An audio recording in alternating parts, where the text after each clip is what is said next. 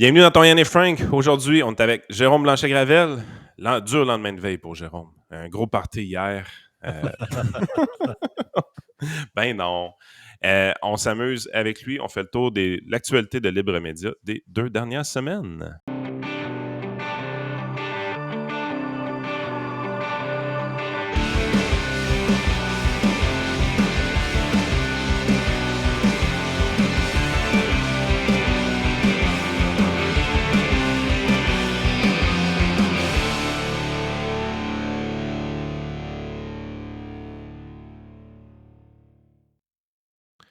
Juste avant qu'on commence, on est jeudi. Je pense que c'est important que les gens partent avec la fin de semaine de bonne humeur. Je vous montre des chiffres qui sont intéressants. Deuxième sondage qui met le Parti conservateur en tête au Québec. Oui, le Parti conservateur en tête au Québec. Je ne pensais pas dire ça un jour, mais c'était en train d'arriver. 27 le Parti conservateur, 26 les libéraux, 26 le Bloc, 15 le NPD. Les Québécois ressentent l'appel de la pomme, finalement. Ouais, c'est drôle hein, parce que la dernière fois que Jérôme est venu, on en avait parlé de ça. On avait dit, toi qui as couvert le congrès du parti à Québec, est-ce que tu voyais quelque chose? Puis la conclusion, c'était que c'était quand même dur de prévoir ça puis de voir ça aller, mais quand même, on sent que finalement, la marque de commerce libéral fédéral est en train de s'effondrer dans toutes les provinces. Puis à un moment donné, le Québec, les gens ne sont pas si différents que ça des autres. Là, ils le voient bien que Trudeau, c'est un peu n'importe quoi. Ils voient tout ce qui arrive sur. Peut-être avant de rentrer dans les sujets de Libre Média, comment tu vois ça, Jérôme, le fait que. Comment je pourrais dire ça? L'ère Trudeau est commencé presque sur un truc, presque à la rockstar. Là. C'était une star montante de la nouvelle gauche, entre guillemets. Et là, on est 8 ans plus tard. Les partis libéraux ont presque disparu de toutes les provinces canadiennes parce que la marque libérale est en train de s'effondrer. Et là, Justin Trudeau, tout le monde se demande jusqu'où ça va descendre. Là. C'est comme, on dirait, c'est comme une espèce de glissement sans fin. Depuis, je ne sais pas si vous voyez un élément déclencheur à ça. Moi, j'ai l'impression que le début un peu du glissement de sa popularité, ça a commencé un peu avec la gestion du convoi, là, qui était un peu catastrophique.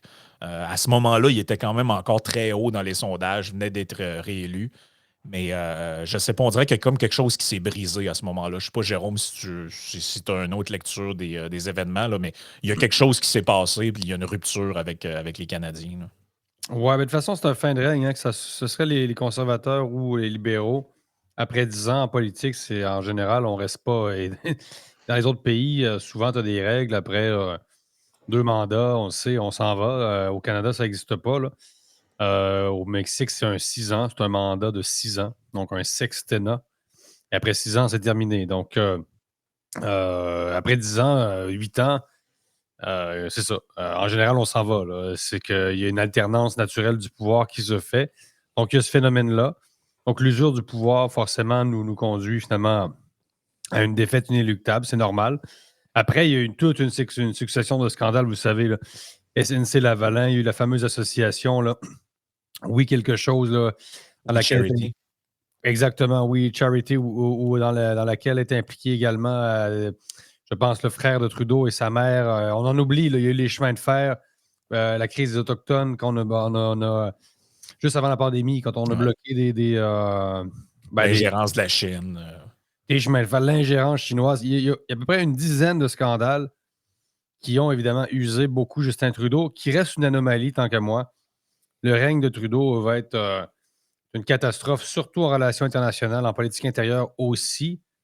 Mais pour la place du Canada dans le monde, on n'en a pas assez parlé au Québec. On ne parle pas beaucoup des affaires étrangères parce que, bon, c'est comme si ça ne nous appartenait pas parce que ça relève du fédéral. Donc, nous, on est centré sur ce que j'appelle les grands enjeux. Mais les grands enjeux. Mais la dégâts du Canada dans le monde, dans le système international, c'est vraiment un leg assez catastrophique de Trudeau. Là. On pourra en nommer. Mais reste que pour moi, ce type-là va rester un porte-parole et non un premier ministre. C'est-à-dire, c'est quelqu'un qui, évidemment, n'aurait jamais été là, faut-il le rappeler, s'il n'était pas le fils de son père. Quelqu'un qui n'a ni l'intelligence ni le charisme de son père. C'est une catastrophe. Et c'était le candidat des libéraux parce que, bon, il y avait peut-être un certain charisme, peut-être plus en anglais qu'en français. En français, quand il parle, moi, je suis là, oh shit, ça va. Non, ça va pas, là. C'est un peu difficile. En anglais, sans doute passe-t-il beaucoup mieux. Donc, les libéraux ont choisi un porte-parole et non un premier ministre. Pour moi, ce n'est pas un chef d'État. C'est un porte-parole, un peu comme on choisit une vedette pour faire une annonce dentifrice. Pour moi, Justin Trudeau, c'est la même chose. Ouais, c'est comme le gars qui fait les annonces Calvin Klein.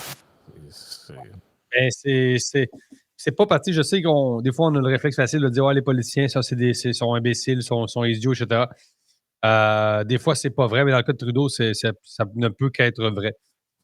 Je le sens, non, mais je le Et sens est-ce chez que tu lui. penses que le fait qu'au Québec, au Québec, la mayonnaise tient plus longtemps parce que on est comme dans, justement, tu le dis, les grands enjeux, l'espèce de safe space sécuritaire, tout ça, parce que il y a plein de sujets. Puis, tu sais, les gens qui écoutent notre podcast ou qui lisent Libre Média le savent parce qu'on parle des sujets canadiens aussi qui ne sont pas traités au Québec. Mais tu sais, si vous regardez en ce moment dans le Canada anglais, il y a un scandale dont tout le monde parle. Nous, on en a parlé ici, mais au Québec, c'est silence radio. C'est que le NPD et les conservateurs veulent savoir en quel honneur les libéraux ont donné 150 millions de dollars à Medicago pour des vaccins qui ne sont jamais arrivés.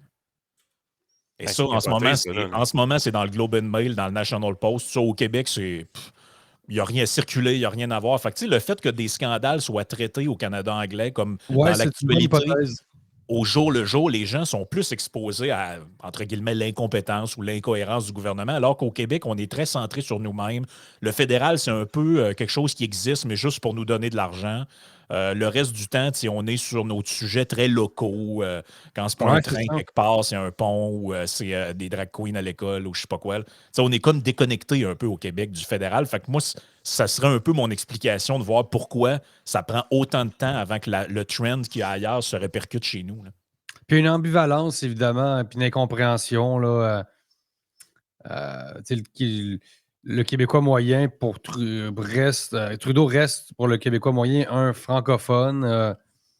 Est-ce qu'il va chercher inconsciemment pas des nationalistes, mais des gens qui se reconnaissent davantage dans un premier ministre francophone qu'un premier ministre anglophone? Les libéraux ont eu de très nombreux, on le sait, chefs francophones. Puis le Canada a eu beaucoup de premiers ministres francophones. C'est le grand paradoxe canadien, c'est-à-dire un pays duquel il faudrait se séparer, mais qu'on a dirigé souvent. Les Québécois ont souvent dirigé le Canada. Donc, ça, c'est le grand paradoxe canadien. Je ne dis pas que c'est une raison pour ne pas faire la sécession du Québec, là, mais reste que c'est le grand paradoxe canadien. Euh, Bref, je sais. C'est de la psychologie des Québécois, on le sait. Là, on vote PQ à Québec, on vote les libéraux au fédéral. C'est comme je sais pas, une ambivalence, une contradiction constante. Mais donc, est-ce que Trudeau, le seul fait qu'il parle français, l'a aidé au Québec, contrairement à un anglophone qui serait quand même plus proche des intérêts du Québec? C'est possible aussi. On Il pose la sent. question, Ouais. comment Non. expliquer le succès ou le non-succès des conservateurs. C'est des questions auxquelles je n'ai pas toujours de réponse. Ça veut dire, il y a toujours une part de mystère dans le Canada qui reste une mosaïque impossible et très, très spéciale. On C'est un pays sent très que. spécial, le Canada. Là. Tu On... reviens au Canada, là, la dernière fois, je suis arrivé à Toronto, le gars me parle en anglais, êtes-vous Canadien? Je parle C'était en pleine pandémie, j'avais trop parlé en espagnol, j'étais comme plus capable de parler en anglais parce que ça sortait tout en espagnol. Et là, le gars est un douanier pakistanais qui me demande, êtes-vous sûr d'être Canadien? Écoute, gros, t'es pakistanais d'origine. Je suis né au Québec. Je ne veux pas être raciste un matin. Non, je comprends. C'est un drôle de pays. Là. Mais c'est un très drôle de pays. Là. C'est-à-dire, c'est un type d'origine pakistanaise qui te demande si êtes-vous Canadien de naissance? Parce que, bon, tu es un peu embrouillé. Écoutez, là, j'en reviens-tu au Canada? J'en reviens-tu dans le pays où je suis né? C'est très particulier. Là. Ouais. Peut-être en terminant sur ce sujet-là, on sent que aussi c'est peut-être plus facile pour un gars comme Poilievre, justement parce que il s'appelle Pierre Poilievre et non Erin O'Toole. Il y a un Français qui est quand même de loin supérieur à tous les chefs conservateurs qu'il y a eu depuis longtemps. Sa blonde parle français. Tu sais, ça peut jouer pour beaucoup. Ça a l'air con là, pour des gens qui sont geeks de politique. Du monde, on s'en fout là, que la personne parle Non, anglais, non, c'est pas français. con. Non, c'est pas con. Là. Ça joue pour beaucoup. Le simple nom, tu sais, Ouais, c'est ça. la différence entre s'appeler Richard Hunter ou Pierre Poilievre, elle peut être très importante même dans l'inconscient de quelqu'un qui. Tu sais, ça peut jouer pour beaucoup, pareil. Écoute, on voulait Remarque que rentrer Poilievre un. est francophone, en tout cas, où il a retrouvé son français. Donc, quand je disais Trudeau est francophone par rapport à d'autres qui sont anglophones, est-ce que Poilievre est anglophone? Il est anglophone, oui, mais comme il y a un nom, il serait né de parents canadiens-français, ce que j'ai compris, là, donc il ne serait pas tout à fait non plus Je unilingue. pense que, je pense que son Au père départ, est belge ou quelque chose comme ça, mais je me ce que j'ai souviens plus. compris, je pense qu'il est né de parents canadiens-français. Non, c'est un enfant adopté qui a été adopté par des parents canadiens-français Hmm. dans l'Ouest canadien. Et c'est comme ça qu'il aurait eu contact avec la langue française qu'il a retrouvé récemment. En tout cas, à vérifier. Là. Mais juste une précision pour dire que je ne disais pas que Pierre Poilievre ne parlait pas français. Ce n'était pas Mhm. mon point. Mais comme tu dis, c'est nous, on s'attarde beaucoup sur les éléments de programme, les idées.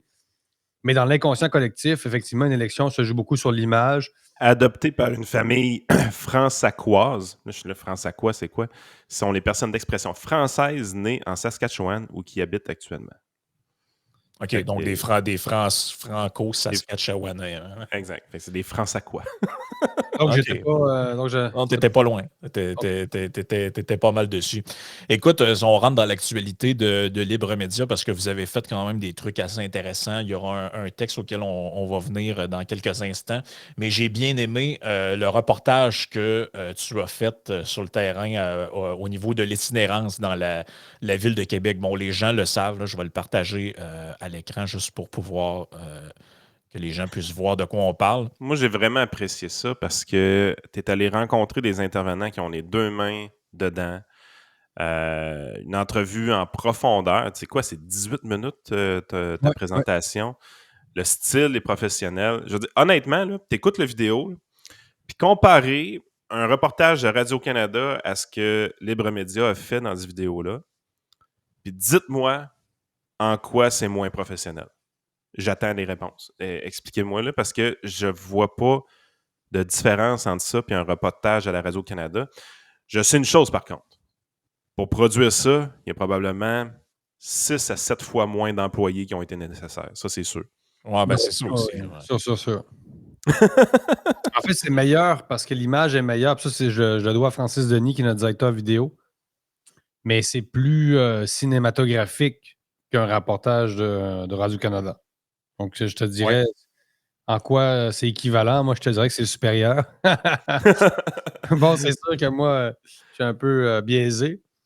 Mais la signature visuelle de Francis Denis rajoute beaucoup. Donc, ça ajoute une touche de dynamisme. Moi, Radio-Can reste dans un style très, très sobre dans ses reportages télé. C'est la marque aussi radio-canadienne, un peu là. Même TVA aussi fait ça, là, tu sais, les espèces de vox pop dans ou je sais pas, là, les reports. À chaque fois qu'il y a un sujet d'actualité, mettons, il y a un reportage de TVA au Radcan, c'est toujours, tu sais, on dirait qu'ils sont toujours dans un parking d'épicerie, là. Là, il y a une madame qui met des sacs dans sa voiture, puis on lui demande ce qu'elle pense d'Éric Kerr, mettons.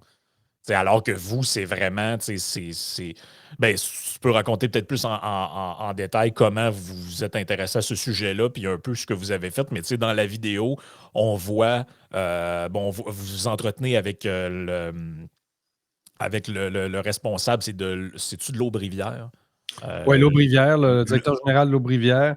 On a parlé aussi à M. Campagna qui dirige un groupe sur la qualité de vie dans Saint-Roch Sud-Est, qui est également le président de la coopérative L'Îlot Fleury, coopérative d'habitation, et un propriétaire de restaurant sur le bord Charret, proche de tout ça, qui nous raconte quand même, lui, le propriétaire de resto, qui a dû fermer sa salle à manger tellement qu'il y avait des intrusions de personnes intoxiquées là, dans la salle à manger. Donc, ça va. Moi, ça m'a étonné quand même de la situation à Québec.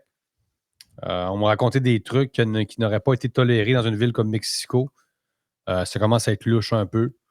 Donc, on a développé une sorte d'approche un peu expérimentale où bon, on prend soin évidemment des gens. Par contre, l'Aubrivière n'a jamais assez de lits, mais les résidents du quartier, bon, sont insatisfaits parce que ça compromet la revitalisation de Saint-Roch. On avait beaucoup insisté sur ça.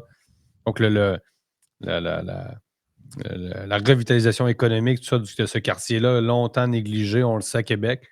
Et là, avec l'Aubrivière qui a un nouvel établissement, qui a plus de chambres, apparemment, ce centre-là attire beaucoup de gens, concentre en fait les sans-abri dans le quartier autour de l'Aubrivière Mhm. et ça compromet une certaine. C'est ça, C'est un peu une question de l'œuf ou la poule, dans le fond, dans le sens que est-ce qu'il y a plus de problèmes de toxicomanie ou de sans-abri dans ce coin-là à cause que l'Aubrivière est là, ou ben non, on a construit l'Aubrivière parce qu'il y avait beaucoup de toxicomanie Ouais, et ben de c'est ça. sans-abri Ben, à ça cet revient, endroit-là. Yann, à un podcast qu'on a déjà fait. Je pense que c'était moi et Simon Rochelot, on parlait de ça, d'une histoire de piquerie qui avait ouvert à Oui, Trois-Rivières, pas trop loin d'une garderie. Et là, les gens de la garde du CPE, en fait, portaient plainte, se plaignaient à la ville, dire écoutez, on est des éducatrices en CPE, on sort avec les enfants dehors, puis il y a des gens complètement intoxiqués tout le temps, pas loin, c'est dangereux pour les enfants, tout ça. Puis c'est un peu l'argument, tu sais, des gens qui disent que le centre est bien d'être là parce que c'est là qu'étaient les besoins, puis il y en a d'autres qui disent ouais, oui, mais en même temps, ça fait un peu un appel d'air à ceux qui ont besoin de services se concentrent dans cet endroit-là. Puis dans le reportage que vous faites, il y a justement quelqu'un qui dit à un moment donné, justement, les services à Montréal sont tellement débordés, tellement mauvais que des gens qui sont en situation d'itinérance ou de problème se font dire, regarde, quête de l'argent, trouve-toi un billet d'autobus, va-t'en à Québec, ils ont plus de services, ben oui. tu vas être capable de dormir quelque part au chaud, tout ça. Donc, en fait, c'est comme si Québec est devenu un réservoir de débordement pour les problèmes, en fait, qui se passent dans d'autres villes, là. Puis, tu sais, Ouais. puis Montréal était elle-même ça pour Toronto, de ce que je comprends. Ouais, c'est ça. Donc, ça pointe plusieurs choses. On pose plusieurs questions. Les gens, on a deux points de vue, en fait, là, qui s'opposent, trois, en fait, qui se complètent aussi. Les gens peuvent faire leur idée, se faire leur idée là-dessus. Mais c'est sûr qu'on voit qu'il y a deux facteurs. D'abord, la pandémie, la gestion a augmenté la détresse de manière générale au Québec. Donc, ça, c'est sûr, ça a été un coût. Donc, sur les gens qui étaient fragiles déjà au départ, ont été encore plus affectés par le confinement. Donc, l'explosion des problèmes de santé mentale durant la pandémie, la gestion de la pandémie, et une sorte de mentalité d'assistés sociaux dont on est les professionnels au Québec. C'est-à-dire qu'on a un texte aussi cette semaine, Libre Média, sur le recours aux banques alimentaires. Ouais. Et l'historien Maximard montre comment, finalement, les banques alimentaires, c'est devenu presque un service comme les autres. En tout cas, c'est perçu de cette façon-là. Et le titre de l'article est un peu provocateur, là, c'est Les banques alimentaires ne sont pas des épiceries où tout est gratuit. Et il montre comment, finalement, plus le Québec en fait, euh, meilleure est l'économie au Québec et plus les gens en vont dans les banques alimentaires depuis 30 ans. Donc, c'est sûr que l'économie du Québec s'est améliorée globalement, mais les gens vont de plus en plus dans les banques alimentaires. Donc, qu'est-ce qui s'est passé pour en arriver là? Vous comprenez que c'est un peu paradoxal. C'est un peu comme quand Vincent Geloso nous explique que le discours sur le climat est de plus en plus apocalyptique, mais que toutes les données montrent que ça s'est amélioré globalement à l'échelle planétaire, qu'il y a moins de gens qui meurent en raison de catastrophes naturelles, etc. Donc, on est un peu devant une contradiction à ce niveau-là entre la réalité économique et la multiplication des. Écoute, il y aurait 10% de la population québécoise qui aurait recours parfois à des banques alimentaires. 10% de la population du Québec. Le Québec est intégré au Canada, qui est un pays du G7. non, parce que Et je Non, mais sais que ça comprenez, là, existe. parce qu'il n'y a pas 10% de la population du Mexique qui a recours aux banques alimentaires, là. Non, exact. Non, puis je sais il y a qu'il y pas a. 10% de la population du Québec qui est sur l'aide sociale non plus, là. Non, non, Donc, puis je sais donc c'est qu'il le y a monde. des gens qui utilisent ça comme stratégie Ouais. d'être cheap, carrément d'être cheap, de dire écoute, je peux économiser là, puis conserver mon argent pour d'autres choses. Écoute, j'ai déjà entendu des histoires comme ça, de gens qui ont une bonne capacité d'épargne malgré un revenu qui est plus modeste ou quand même classe moyenne. bonne capacité d'épargne parce qu'ils vont utiliser parfois des services comme ça. Tu sais, tu te dis, ouais, c'est-tu vraiment destiné pour toi, ces services-là? Ou des choses comme ça. Tu sais, t'es pas censé être capable d'épargner de l'argent puis aller dans une banque alimentaire. Là. C'est deux choses qui sont contradictoires. Fait que c'est Mais du monde dans le fil, ils sont là dans le fil avec leur iPhone 18. Je sais pas, on est rendu auquel, là. Les gars ont leur iPhone 18 dans le fil et ils vont dans une banque alimentaire avec un manteau canuc à 1000$ sur le dos l'hiver. Écoutez, là, je pense que laissez ça aux gens qui en ont besoin. Donc, j'invite les gens à lire ce texte-là qui vraiment nous sort complètement des sentiers battus. Tu sais, autant on pourrait dire, ah, voyez, la pandémie a fait exploser le nombre de gens qui ont besoin des banques alimentaires, mais c'est pas tout à fait ça. Là. Quand on creuse, on voit que bon, la gestion de la pandémie n'a pas non plus là, à mener à une apocalypse dans tous les secteurs. Là. Évidemment, moi, je trouve que c'est une gestion catastrophique. Mais des fois, il faut creuser un peu, voir s'il n'y a pas une mentalité derrière ça qui est à l'origine de ça. Mais quand même, moi, ce que je trouvais intéressant avec votre reportage, c'est le fait que la ville de Québec, puis même la ville de Montréal, on l'a vu, on en a parlé dans les derniers jours avec les sondages. On voit quand on sonde les citoyens sur leurs priorités, Montréal et Québec, finalement, ne sont pas si différentes que ça. C'est essentiellement le logement. Les gens ont peur de ne pas avoir de toit sur la tête à cause du manque d'offres de logement, le manque d'offres faisant exploser les prix. On en a parlé avec Vincent Geloso, justement. Il y a un lien direct entre l'itinérance et souvent, les gens pensent que les gens deviennent itinérants à cause qu'ils sont alcooliques, toxicomanes, tout ça, mais souvent, en fait, c'est l'inverse. C'est les problèmes financiers qui amènent à une situation précaire, qui amènent à l'itinérance, puis c'est après que tu endors le mal avec autre chose. Hein. Je dis pas que c'est ça tout le temps, mais ça peut être ça. Il montrait clairement dans un bouquin dont il nous parlait dans un dernier podcast qu'on a fait avec le lien entre la crise du logement et l'itinérance. Partout où il y a des problèmes de logement, il y a une explosion de l'itinérance. Et on voit que c'est ça la priorité hein, dans les derniers sondages qui sont sortis par Léger, autant à Québec qu'à Montréal. C'est ça la priorité des gens. Mais à Montréal, la mairesse Plante, elle veut faire des trottoirs éponges partout pour transformer la ville en grosse éponge. Et à Québec, il y a un seul mono-sujet et c'est le train électrique. Et je trouve ça intéressant de voir que... Les deux camps sont responsables de ça. Il faut le dire, autant les contre que les pour le tramway ont contribué à ce qu'on en parle depuis 10 ans. Moi, j'en peux plus, honnêtement. Le tramway, ça va. Là. Je trouve ça un peu fort. Là, bon, c'est la fête, là, mais des deux côtés, tu regardes ça de loin, honnêtement. Là, je suis à Mexico, puis à chaque jour, il va-tu avoir un pont, il n'y aura-tu pas de pont, y a-tu un tramway, pas de tramway? On étire nos sujets longtemps au Québec. Ben là, c'est parce que vraiment, là, ça pourrait faire la 3e page, mettons, d'un journal à Détroit là, ou à Chicago. Tu sais, c'est donné, on parle d'un pont, puis on parle d'un train léger, c'est tout ça, ou électrique, enfin, le tramway, là, appelons-le, ou en tout cas, ou ses alternatives. Grands enjeux aussi, là, c'est-à-dire là, le Québec, 10 ans. Mais c'est un peu triste, hein, parce que dans le fond, c'est les seuls enjeux qu'elles peuvent vraiment comprendre. La moyenne des ours au Québec, ça ressemble pas mal à un pont et à un tramway. Parce que conceptuellement, ils peuvent. C'est vraiment chien, là, ce que je dis, là, mais. Non, mais je comprends exactement où ce que tu t'en vas. Il y a des enjeux qui sont trop abstraits pour qu'on s'y attarde pendant 10 ans au Québec. La laïcité, la vitalité, la gestion. Le budget. Juste le budget, Jérôme. Donc, le pont, ça, c'était simple. Bon, on fait-tu un pont? Fais-tu pas de pont? Ouais, non, moi, je pense que le pont n'est pas à bonne place. Tu sais. Moi, si j'étais. Mais mettons, moi, si je suis maire de Québec, ce qui n'arrivera pas, là, mais mettons dans un truc alternatif. Là, et j'ai conscience que des médias font des reportages sur le fait qu'il y a des restaurants dans le coin de Saint-Roch qui ferment la salle à manger, ils ne font que du take-out parce qu'il y a des gens complètement intoxiqués qui rentrent, qui sortent dans le restaurant, sont couchés à terre en avant de la bâtisse, les gens ne se sentent plus en sécurité, tout ça. Et pourquoi? Parce qu'il y a un problème de logement, qu'il y a un problème de services de proximité, tout ça dans ma ville. Et il me semble qu'à un moment donné, c'est aussi... Je comprends la population, je comprends les médias pour et contre, tout ça.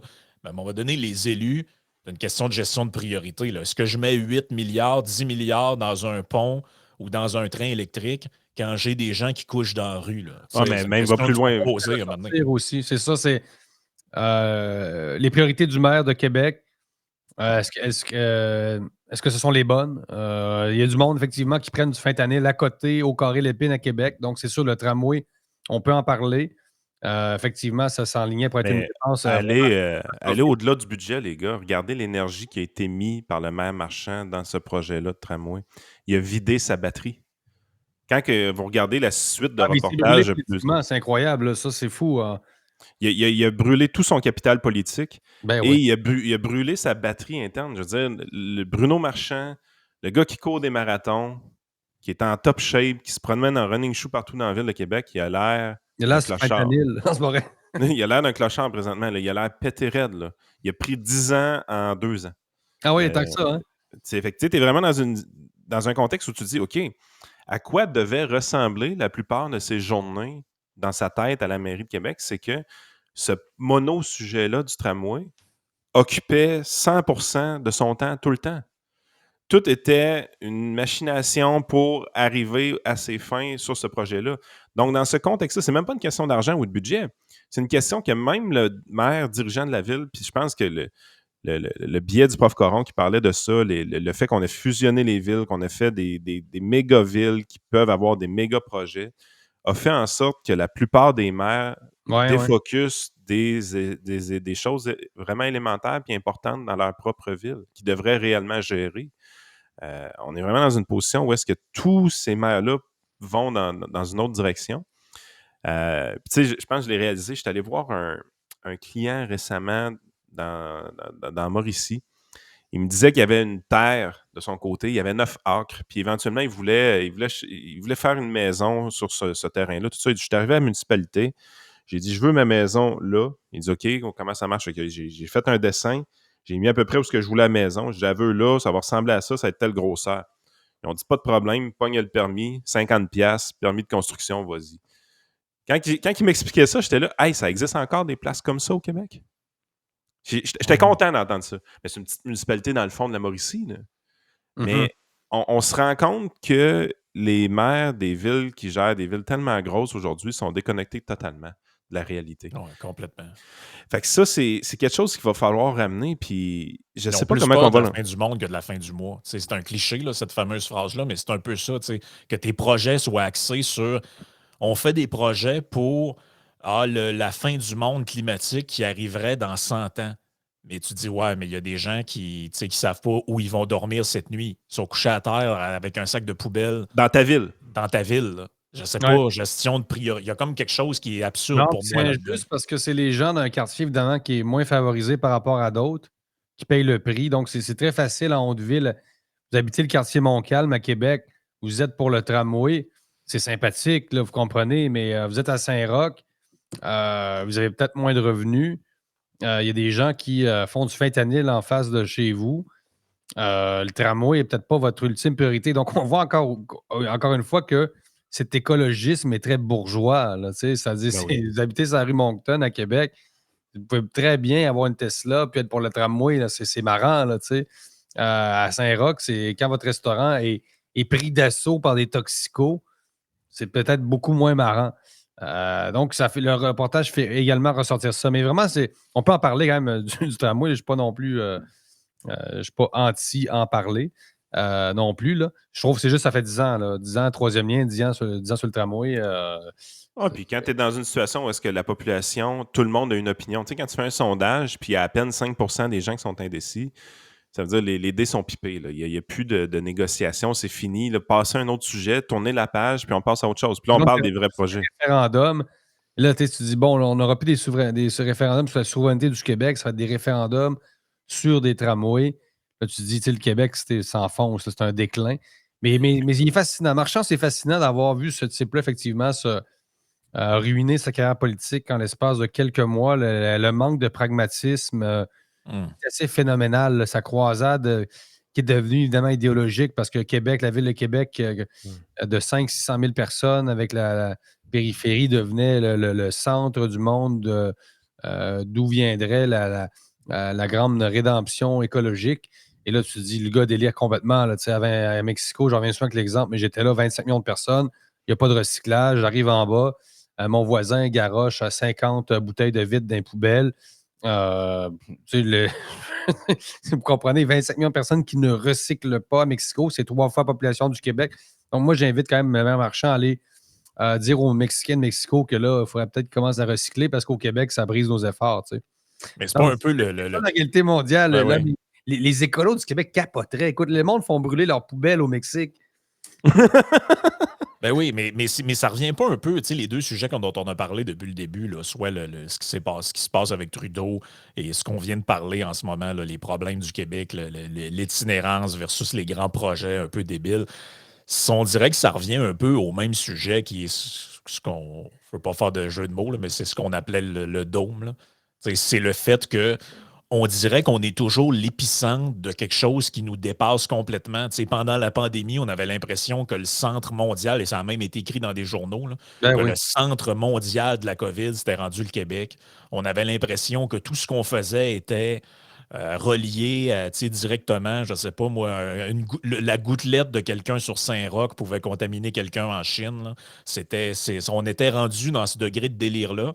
Et avec les changements climatiques, c'est la même chose. Tu as l'impression que chaque coup de pédale que donne un cycliste à Montréal repousse d'une journée l'apocalypse à venir. C'est comme. Il y a une notion de grandeur qui est délirante là, quand tu regardes ça. Tu te dis à quel point, par exemple, un maire peut s'entêter dans un projet impopulaire parce qu'il est persuadé qu'il y a un lien entre ça, la fonte de la calotte glaciaire et toi, tu te dis, ben moi, j'arrive d'ailleurs, les gens font brûler leurs vidanges, ils ont des vieilles voitures d'il y a 30 ans, l'huile coule partout, ça Ah sort oui, non, noir en arrière de l'exhaust, mais nous, tu sais, je sais pas, il y a comme quelque chose qui est les délirant. feux d'artifice et tout ça, ben, je pense pas que le maire Marchand va embarquer là-dedans. Mais ça m'a fait beaucoup sourire parce que le lendemain, le 1er janvier, à Mexico, tu te lèves le matin et tu vois pas devant toi, là, tellement les gens ont fait sauter des pétards. Et là, évidemment, l'alarme environnementale est déclenchée sur la qualité de l'air. Mais c'est fou, là, c'est un brouillard qui reste toute la journée, tellement les gens ont fait sauter. Donc, il y a beaucoup de gens qui doivent crever, honnêtement, de crise d'asthme. Et là, t'arrives, tu reviens au Québec, et là, les gars sont sur une volonté d'interdire les feux de la Saint-Jean, convaincus que ça va provoquer des marées de brume jusqu'à Iqaluit ou un truc comme ça. Ouais, que ça allait alimenter des feux de forêt ou je sais pas trop. Là. Moi, Il y a quelque chose quand même écoute, Mhm. c'est insignifiant, c'est incroyable. le texte que j'ai bien aimé aussi que vous avez fait cette semaine, Finances publiques, le dur retour à la réalité de Valérie Plante, c'est Nicolas Gagnon qui l'a publié. Écoute, c'était tellement intéressant. Premièrement, des faits. Les Moi, chiffres, ouais. le bout où est-ce que la quantité d'employés est passée comme de 21% supplémentaire, là, je pense que c'était 21 000 à 28 000, quelque chose comme ça, pour la ville de Montréal. Ça te montre comment c'est immense, la ville de Montréal maintenant, côté budgétaire. C'est 22 000 à 28 000 employés, 21% d'augmentation. C'est beaucoup de monde, là. Puis j'ai pas l'impression que les citoyens de la ville de Montréal ont vu une qualité de service être augmentée. Ça, c'est un super article qui a été fait de Très votre côté. factuel, effectivement. J'ai adoré ça. La Fédération canadienne des contribuables. Exact. L'autre aussi, Simon Leduc, vers une érosion du droit de propriété au Québec. Oui, ça, c'est très important. Très, très important, la réforme sur l'expropriation. Exact. On est 4 à parler de ça au Québec, hein, en passant. Là, Ça, c'est central. Oui, c'est fou quand même. Ben, à la presse, ils en ont parlé un petit peu. Il faut le Oui. dire. Net Il opinion commence à être temps, là. il y a 2 jours d'un avocat. Oui, c'est un petit peu un peu en retard, mais donc, il y a quand même des gens qui vont être expropriés de plus en plus facilement, finalement, par les villes qui veulent payer de moins cher pour les exproprier, pour le dire très simplement. Donc, ça, c'est vraiment à considérer. Et les mots, Jérôme, qui ont été employés parce que c'est le cabinet d'avocats, là, quand même un très gros cabinet d'avocats, Fasken, qui est sorti là-dessus. Et les mots qui ont été employés étaient extrêmement durs. Là. Le représentant du cabinet qui a dit que ça ressemblait c'était une mesure qui ressemblait à un régime communiste. Ben oui, c'est ça. Nous autres, si on dit ça, on se dit, ah, vous autres, vous êtes des démagogues, vous exagérez tout le temps, vous êtes des macartistes, vous voyez des communistes partout. Mais là, c'est vraiment des avocats qui ont regardé ce projet de loi-là. Puis on en avait parlé, moi et Yann. Ça fait 6 mois qu'on a parlé de ça. Ça fait 6 mois qu'on parle de ça et ça intéresse comme pas tant que ça, je te dirais. Il faut que tu pousses là, pour que les gens veulent entendre ce qu'on a à dire là-dessus. Mais c'est vraiment important. Là, les gens, il faut que vous sachiez que les illuminés qui sont à la tête de plusieurs villes là, et qui pensent qu'ils vont sauver l'Antarctique, là, ben, ces gens-là, ils veulent, pour des raisons idéologiques, là, protéger des aires, des terrains. Ils pensent qu'en rachetant des terres, puis en faisant des genres de safe space climatiques, ils vont sauver la planète. Fait qu'avec ça, fait qu'ils ont besoin de modifier la réglementation pour l'expropriation pour pouvoir vous exproprier et que ça coûte moins cher. Mais ça C'est ça s'inscrit dans ce que vous disiez tantôt, tu sais, les villes qui sont devenues effectivement trop grosses, de trop grandes administrations qui sont un peu dans un trip mégalomane de type écologique et et on voit que ce sont les écologistes ont compris que c'était à l'échelle municipale qui pouvaient faire de l'ingénierie sociale au maximum, plus Oui, que. Et c'est pour ça qu'on a vu la multiplication des maires dits progressistes à mais Montréal. Bon, Marchand, c'est nouveau à Québec. On l'a vu, Longueuil, Laval, c'est la même chose. Donc, regarde Chappé, la jeune mairesse de Chappé qui hier annonce qu'elle doit démissionner. ça, c'est Écoutez, marrant, ça, oui. ça, c'est quand même drôle. C'est En fait, triste. c'est là que je dis tout le temps, la plus grande protection qu'on a contre les petits communistes, c'est qu'ils sont pas vaillants. Là, elle est épuisée professionnellement là, de son côté. Là, c'est plus capable. Manon Massé, le féliciter, c'était la plus jeune mairesse au Québec. À Puis elle quelle lui dit, écoute, fragilité. Moi, là, les elle a gens me fait des chiffres de 12 heures par jour cet été, Jérôme, de son côté. Là. Selon Mais avez-vous Manon, remarqué là, à quel point le Québec devient un endroit d'abord fragile à l'extrême, mais de paresseux? À quel point le ouais. monde se pogne le cul au Québec? Ben Avez-vous oui. remarqué? incroyable. L'heure de pointe est rendue à 2h30, là. C'est ça qui se passe à Québec. Les gens, tu vas à l'épicerie, t'es au IGA, le C'est mardi vrai. après-midi, il est 3h, il y a plein de monde. Est-ce que vous travaillez? Non. Qu'est-ce que les gens foutent? Le vendredi à midi, ils s'en vont tous au chalet. La ville se vide. La ville de Québec se vide. Les gens vont tous au chalet vendredi, à peu près entre midi et 3-4 heures. Le taux de productivité a de l'air en déclin incroyable, là. Puis tout le monde a de l'air de mériter 100 000 puis se pogner le cul à gogo. C'est vraiment incroyable, là. Et là, tu pognes des grévistes sur le bord de l'intersection avec des trompettes de carnaval. Et là, il faudrait avoir pitié d'eux. C'est quoi ce truc-là, là?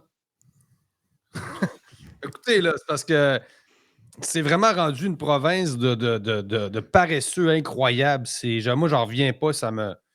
J'en suis extrêmement choqué, là. Ouais, écoute, Hey, on a invité Lucien Bouchard dans le podcast, Frank. Mais travailler. Non, mais c'est-tu moi qui est méchant? Ou bien tout le monde mérite 100 000 pour travailler 32 heures semaine ici, puis ils sont tous en dépression. Les gens ont même le luxe de se taper des burn-out une couple de fois dans sa carrière. Les gars travaillent 32 heures, puis c'est peut-être généreux. Là, c'est extrêmement méchant ce que je dis ce matin. Puis là, je sais, je suis insensible envers la maladie mentale. Moi aussi, ça peut m'arriver. Ben, je sais bien, là, j'avais compris. Mais vraiment, si le Québec continue comme ça, je veux dire, on vit nettement au-dessus de nos moyens. Puis, écoute, on frôle la catastrophe. Écoute, la moitié de la population est inactive déjà en partant. Il faut supporter tout le fardeau fiscal que représentent les retraités qui ont des retraites que les jeunes ne pourront jamais se payer. C'est le déclin, la paresse, la mollesse, la fragilité, la Écoute, vulnérabilité. C'est vraiment rendu pathétique. les politiciens font à croire depuis toujours qu'ils travaillent 70-80 heures semaine. Je veux dire, je peux croire que dans une pandémie, mettons, le ministre de la Santé, je peux croire qu'il est sur le qui-vive pas mal. Ça, je peux le croire. J'ai pas de problème à croire ça. Mais tu sais, faites-nous pas à croire que des gens peuvent être en politique pendant 30-40 ans, ce qui est, par exemple, notre premier ministre, ça fait 25 ans. Regardez-le, pensez-vous que ce monsieur-là, ça fait 25 ans qu'il travaille 70-75 heures semaine? non.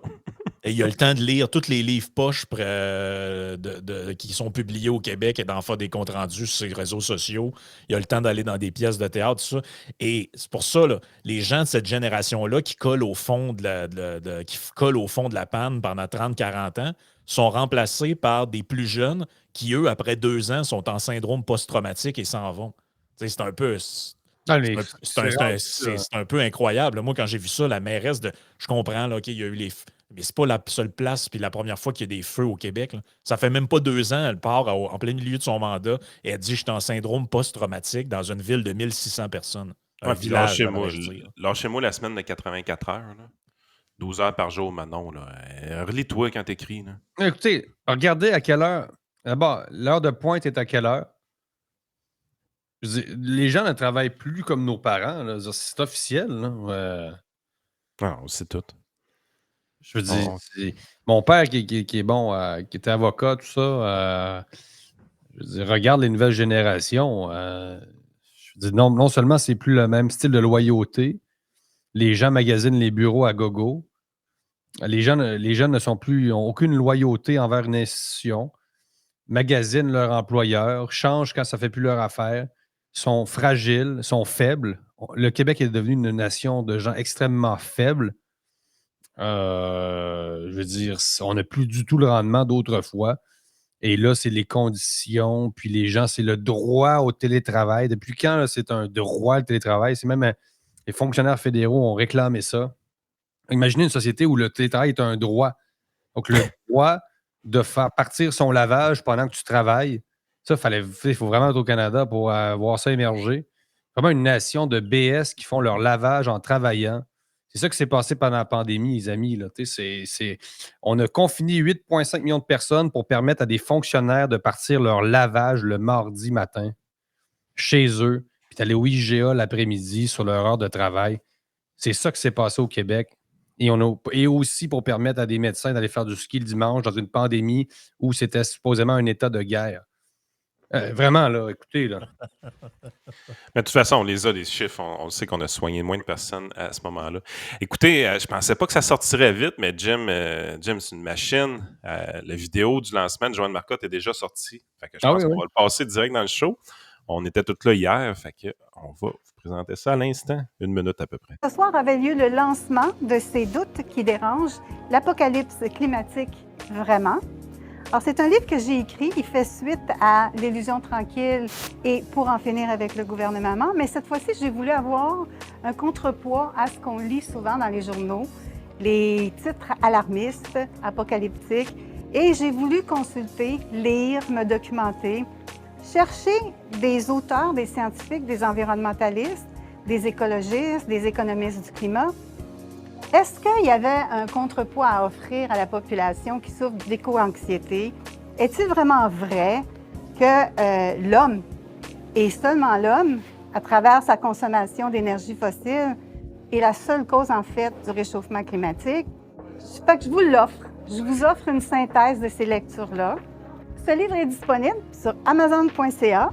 Il a été auto-édité par moi-même et il est disponible pour tout le monde. Il est traduit en anglais aussi. À un moment donné, je vais faire connaître la traduction en anglais. Alors, bonne lecture!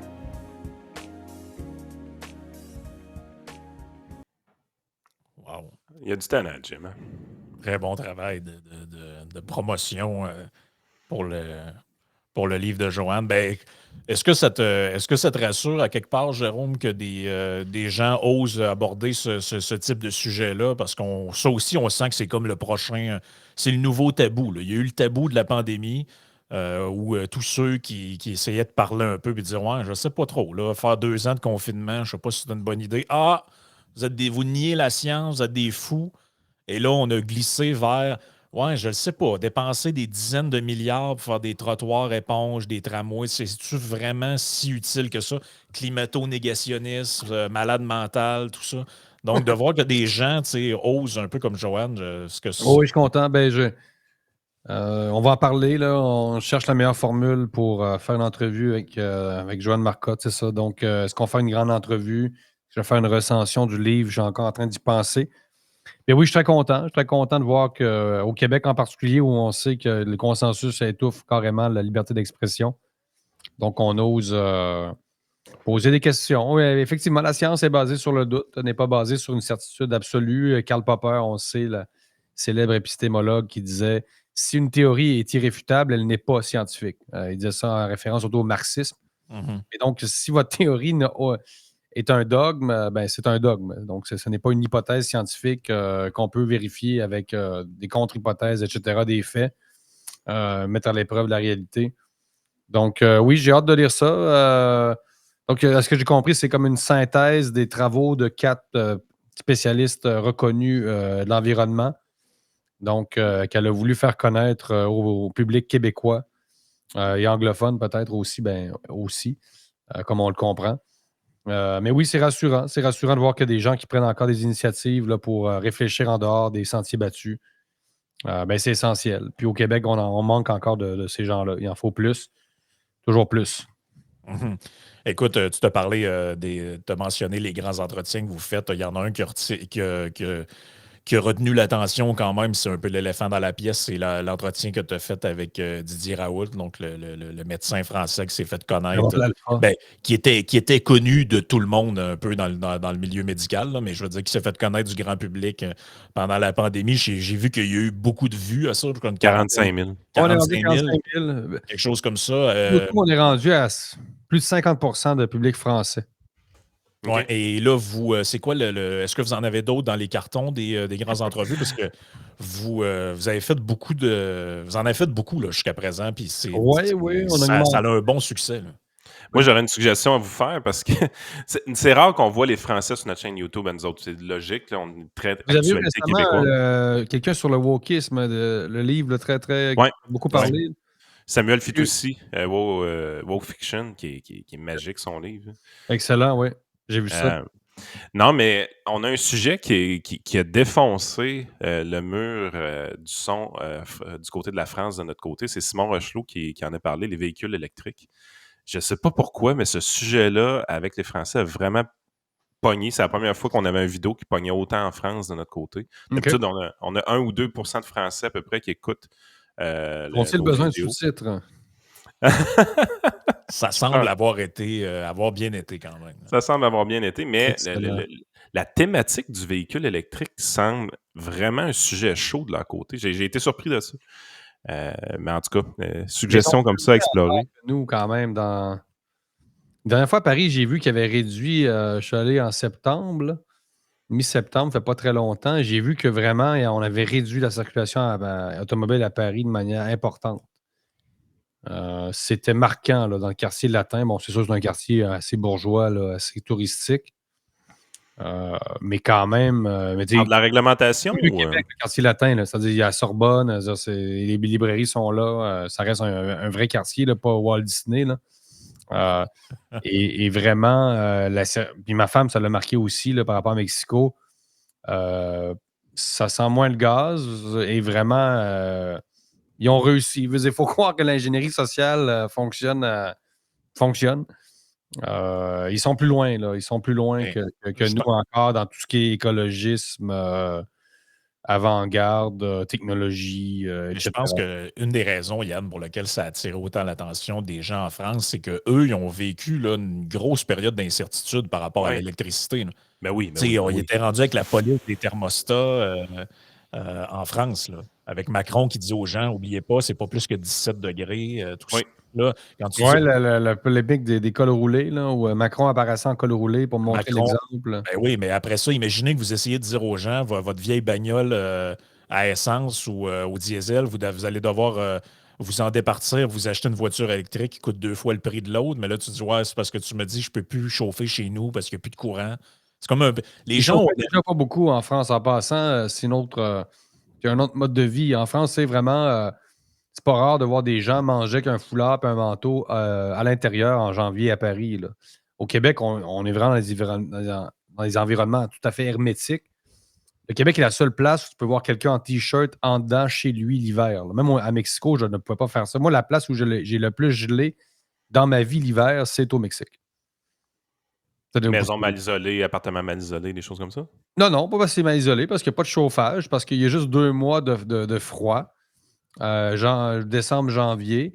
Et à ce moment-là, tu commences à avoir froid aux doigts, etc. Prendre sa douche devient un peu plus chiant parce que, bon, la céramique est froide, là, tout ça. Mais on ne vit pas ça ici. Non, c'est ça.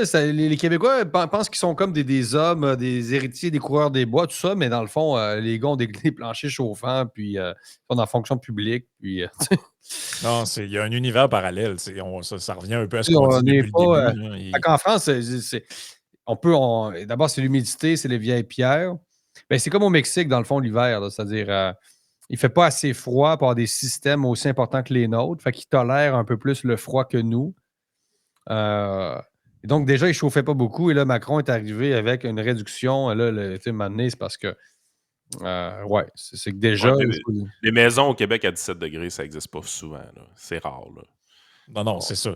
Mais tu sais, les gens, globalement, je pense que ce qui instinctivement, là, tu sais, même ceux qui sont pas très politisés ou qui ont pas, tu sais, qui suivent pas l'actualité au jour le jour, je pense, en tout cas, je le sens dans les sondages d'opinion et quand on discute autour de nous, les gens instinctivement sentent que le message envoyé par les gouvernements ne fait pas de sens et est contradictoire à plusieurs égards. Là. Tu sais, d'un côté, on leur dit que tout va être électrifié, mais de l'autre, il va falloir qu'ils partent le lave-vaisselle en plein milieu de la nuit parce qu'il manque de courant au Québec. Tu sais, il y a comme. T'as pas, tu sais, même quelqu'un qui n'a aucune éducation et qui n'est pas nécessairement, je veux dire, qui a pas nécessairement une intelligence hors du commun, là, saisit qu'il n'y a pas de sens. C'est comme si, tu sais, on dit le poisson pourri par la tête, là. Mais c'est un peu ça. Les gens sentent que l'État, que le gouvernement envoie un message qui est extrêmement contradictoire par rapport à l'énergie, entre autres, par rapport à toutes sortes de choses, mais par rapport à l'énergie. Là. C'est qu'on leur dit il va manquer d'électricité, on s'en va vers des pénuries, l'autre avec un col roulé. Puis après ça, on leur dit mais on va tout électrifier le parc automobile, on va interdire, à Montréal, ils interdisent le gaz naturel pour tout brancher les nouveaux bâtiments sur l'électricité. Puis les gens le sentent, là, ils se disent mais vers quoi vous nous amenez exactement? Est-ce que vous savez ce que vous faites? Là? Tant qu'on controversé l'électrique, on sait qu'il y a une ruée vers le lithium, puis ça crée des conflits dans des pays. C'est pas 100% net non plus, là. Bolivie, tout ça, plein de pays où les gouvernements sont à la solde de compagnies étrangères. Plein de polémiques autour d'Elon Musk, ce qui est derrière des coups d'État en Amérique latine. Tu sais, c'est des affaires, c'est pas du complotisme, là. Donc, c'est sûr, là, la personne qui pense qu'avec sa Tesla devient un représentant de la pureté écologique, ben, ça se peut qu'il y a des enfants, des militants écolos qui ont été assassinés en Bolivie quelque part, là, tu sais, pour vous permettre de conduire une Tesla. Donc, la votre vertu, s'il vous plaît. J'ai rien contre les chars électriques non plus, mais faites-moi pas croire que vous incarnez de la pureté sur Terre, les amis, là. Non, mais tu sais, il faut être sérieux au Oui, minimum, là. effectivement. Non, mais Hey, oui, enfin. l'arrivée de Fleg à Libre Média depuis quelques semaines, quelques mois en fait, ça se passe comment? J'ai eu la chance de le rencontrer hier, c'était le fun d'y parler. Ben oui. Cette caricature-là, on s'en est fait parler beaucoup, beaucoup, beaucoup hier à Québec, Ouais. évidemment. Un talent incroyable. Mais Fleg, justement, c'est une bonne idée de l'avoir signé. Ça vient d'où cette idée-là? C'est arrivé comment de votre côté? Bonne question. Qui a contacté qui au départ? Mais je voyais passer Fleg et depuis un certain nombre de mois. Et je pense que, si je me souviens bien, quand je suis revenu à Québec, il y a 6 mois, j'ai pris contact avec lui. On s'est rencontrés dans un café. Et Fleg également, sans vendre la mèche, là, m'avait écrit. Là, il me disait qu'il appréciait notre travail, etc. Donc, il y avait comme un match naturel qui s'était créé. Donc, on a comme officialisé notre collaboration là, quelques semaines après mon retour au Québec. Mais ouais, c'est un hit, c'est clair. Comme vous voyez, Fleg fait ses propres croquis. Des fois, il en fait pour nous. Tout ce qu'il publie n'est pas avec le tampon de Libremédia. Donc, il conserve aussi une autonomie personnelle dans sa créativité. Nous, on publie des caricatures qui sont, disons, qui reflètent notre ligne éditoriale du moment. C'est parfait comme ça. Puis, tous nos collaborateurs sont libres aussi d'aller écrire à droite et à gauche également. Tu sais, on n'a pas de contrat d'exclusivité pour personne. Moi-même, je peux écrire en France, j'en reviens à Libremédia, tout ça. Tout ça, donc c'est parfait. Mais oui, Fleg, c'est un peu le Charlie Hebdo du Québec, dans cet esprit-là, sans moins les organes génitaux, évidemment, tout ça, parce qu'on sait qu'il y a des caricatures en France qui sont très, très vulgaires, il faut le dire. Puis il y a une tradition illustrative en France qui n'existe pas au Québec, donc qui est incomprise et qui vraiment heurterait les sensibilités. Donc, on reste conscient qu'on évolue dans un écosystème québécois. Donc, on va plus loin que les caricaturistes des médias mainstream, tout en restant quand même ancré là, dans un univers québécois. Ben, moi, c'est ça. Mais Fleg n'irait pas là, mais vous savez, en France, vraiment, c'est beaucoup de. C'est ça. On va voir des Jean-Marie Le Pen se faire enculer régulièrement dans Charlie Hebdo, tout ça, depuis des années. Des imams, tout ça. Donc, c'est sûr que bon. Ben déjà, le nom à la base, c'était pour rire du général de Gaulle. C'est l'origine de ça, si je ne me trompe pas, Charlie Hebdo. Charlie, c'est Charles. Quand même. C'était déjà pour rire à l'époque du président de la République, qui était quasiment vu comme... Il y a un culte là, en France autour du général de Gaulle. Donc déjà, ça, c'était très audacieux. Là. Est-ce qu'un truc de caricature aujourd'hui pourrait exister au Québec, puis ça s'appellerait, je ne sais pas moi, le petit François ou quelque chose comme ça, puis c'est ouvertement pour rire du premier ministre. On voit des images de ses collaborateurs en train de se faire enculer. Ou ça. Le petit fromage. Il y en a un qui faisait ça au Québec. Je ne sais pas s'il s'appelle pas April ou quelqu'un était dedans. Aprilus, je pense. Enfin, à vérifier. Mais bref, oui, non, je suis très content de notre collaboration avec Flegg. On a repartagé une entrevue que j'avais faite avec lui pour le connaître, là, vraiment un portrait de Flegg qu'on a repartagé hier sur nos réseaux sociaux pour les gens qui veulent connaître la personnalité de Flegg. Mais oui, ça fait beaucoup jaser, ça nous donne beaucoup de visibilité. Il y a la caricature de Mme Gagnon qui a bloqué Flegg en passant là, sur sa caricature. Cette semaine est rendue, je vais vous le dire, à combien d'impressions sur Twitter elle est rendue. La caricature de Flegg, j'y suis. Elle est rendue quand même à 42 000 impressions quand même. Donc, ça circule beaucoup. À 42 000, dites-vous que tous ceux qui ne voulaient pas la voir l'ont vu passer. À tel point que même que je pense que le Journal de Québec a bloqué Flegg, imaginez-vous. Ben voyons. Ouais. Ah, c'est fou pareil. Mais tu te rends compte, un gars comme Flegg, tu te dis à ta peu, là, les grands médias de la région de la capitale nationale ne l'engageraient plus aujourd'hui. Il a été longtemps, je pense, avec le Soleil. Mais il a été longtemps avec le Soleil, si je ne me trompe pas. Oh oui, le Devoir. Il a collaboré avec de nombreux, plusieurs grands médias bien établis, même que il y a certaines de ces caricatures au musée de la caricature quelque part à Montréal. C'est pas le musée de la caricature, là, le nom, m'échappe. Mais la vraie question, c'est est-ce que Flegg a changé ou les médias ont changé? Moi, je pense pas que Flegg a changé beaucoup. C'est sûr qu'il a évolué dans son style, il a évolué dans la société a changé, ses thèmes ont évolué aussi parce que forcément, ce ne sont plus les mêmes thèmes non plus. Depuis la pandémie, le Québec change, donc il ne rigole pas des mêmes choses nécessairement. C'est sûr que la caricature a été atteinte par le politiquement correct aussi, parce que c'était un peu la quintessence, la caricature. Rappelez-vous de ce que Chapelot avait fait à Tout le monde en parle en prenant la toque de Raël. Puis ce sont des gens qui sont habitués à une certaine irrévérence, comme ça. Et c'est traditionnel aux caricaturistes. Là, je veux dire, habituellement, un caricaturiste, c'est pas supposé d'incarner le consensus du moment. C'est supposé de choquer l'imaginaire, c'est supposé d'aller très loin, même des fois, certains diront trop loin. Ça a donné, par exemple, en France, l'histoire avec les caricatures de Mahomet et tout ce qui s'en est suivi avec les attentats de Charlie Hebdo, tout ça. Là. Donc, c'était pas supposé d'aller dans le politiquement correct quand tu es dans... Mais malheureusement, dans un climat comme ça, c'est sûr que quelqu'un comme Flegg, j'imagine mal Le Soleil publier sa caricature ou Valérie Plante fume des spliffs avec des cônes. Plusieurs caricatures que Flegg a publiées chez nous auraient été publiables ailleurs, il faut l'avouer. Mais quelques-unes, non, n'auraient jamais passé. Celle ailleurs. Celle de Karine Gagnon cette semaine, vraiment, ça allait au-delà de tout, de tout ce qui était... Non, c'est un hérétique. Puis le fait qu'il soit à Québec et qu'il soit... Juste le fait, en fait, que Flegg soit de Québec, je pense que le barre un peu, en quelque sorte, de certains grands médias parce que, bon, on sait, la Ville de Québec, c'est la droite libertarienne d'extrême droite, ce qui est une contradiction incroyable parce qu'en passant, l'extrême droite ne peut être qu'étatiste. Là, ça me fait extrêmement rigoler, les radios pirates d'extrême droite, Jonathan Hamel qui met ça.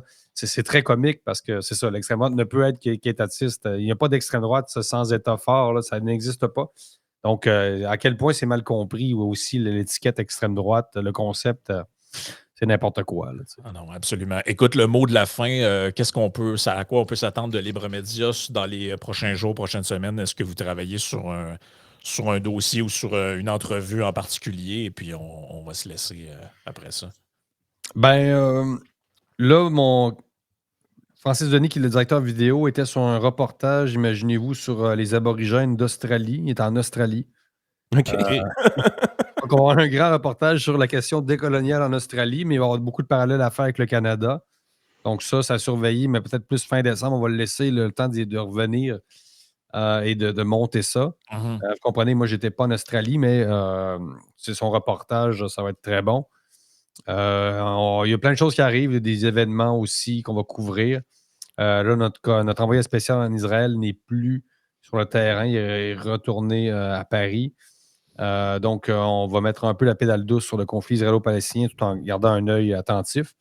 Mais vous avez vu, on a eu un très, très grand nombre d'articles sur le conflit israélo-palestinien. Évidemment, on ne peut Oui. pas parler que Mhm. de ça. On en est conscient. Donc, dans les prochains jours, je vous dirais qu'on va recommencer à parler un peu plus du Québec, un peu plus du Canada, puis l'international aussi. Pensez-vous couvrir le Parti conservateur du Québec à Lévis la fin de semaine Le d'après? 19, on y pense. C'est une possibilité réelle, ouais. OK. Bon, parfait. Un Donc, peu comme ce qu'on avait fait avec les conservateurs fédéraux à Québec il y a une couple de semaines. absolument. Donc, on invite les gens à vous suivre sur Libre Média. On sait en plus qu'il y a encore un enjeu avec la page Facebook, là, avec Ouais. la loi débile de Justin Trudeau. Aidez-nous à faire Donc, composer avec ça, ouais. donc c'est ça. C'est un peu chiant. On espère qu'il va y avoir un dénouement. Puis le Canada, c'est très spécial, là. C'est vraiment une cubanisation de l'Internet, là. C'est-à-dire que notre page Facebook soit accessible en France. Tu sais, quand j'étais à Paris, je pouvais gérer la page Facebook de Libre Média. Je retourne au Québec, je ne peux plus la gérer. Tu dis à quel point on retourne dans une espèce de... OK, tu n'as même pas accès pour gérer ce qui se passe là-dessus, là. Ben oui et non, on peut publier, mais on ne voit pas, on n'a pas accès. Il y a tout un paquet de statistiques auxquelles on n'a pas accès, puis on ne voit pas les réactions nécessairement, à moins d'aller vraiment dans le tableau de bord à l'interne, pour ceux qui connaissent un peu la gestion OK, de OK, Facebook. OK, OK. Mais c'est très particulier là, qu'on puisse voir la page Facebook des Libre Médias en France, au Mexique, ailleurs, et pas au Québec, que ce soit pareil pour les autres grands médias. Il faut qu'ils règlent la question parce que ça nous isole mentalement du reste de la planète. Ouais, ouais. Cette politique-là, c'est pas un succès, là, le blocage. Il faut que le gouvernement fédéral s'entende avec Facebook. Il faut que Facebook aussi fasse preuve d'un peu de souplesse. Mais pour un pays libre comme le Canada, d'avoir ce genre de blocage-là est quand même assez louche, hein. C'est pas, Donc, c'est pas net, là. Donc, le mieux à faire pour les gens, c'est d'aller directement sur libremedia.com. Donc, libre-media.com. Vous pouvez vous abonner pour avoir accès à tout le contenu. C'est pas très cher, ça vaut la peine. Vous avez de l'information là, autre que est-ce qu'il faut mettre des trucs dans son derrière à Cube Radio avec je sais pas trop Ça quoi. Puis, on n'aurait pas parlé de la crise des c'est- médias, mais je pense que j'ai assez. non, c'est ça. Mon point de vue On reviendra sur. est clairement exprimé, là. Ouais, c'est ça. Donc, ça vaut la peine. Votre chaîne YouTube aussi qui a une bonne croissance. Donc, suivez Libre Média sur leur site, sur YouTube et aussi sur X, anciennement Twitter. Vous êtes là aussi. Donc, les gens savent où vous retrouver. Donc, merci Jérôme d'avoir été là, puis on se reparle dans 2 semaines. OK, à très bientôt. Gracias, bye. Merci là.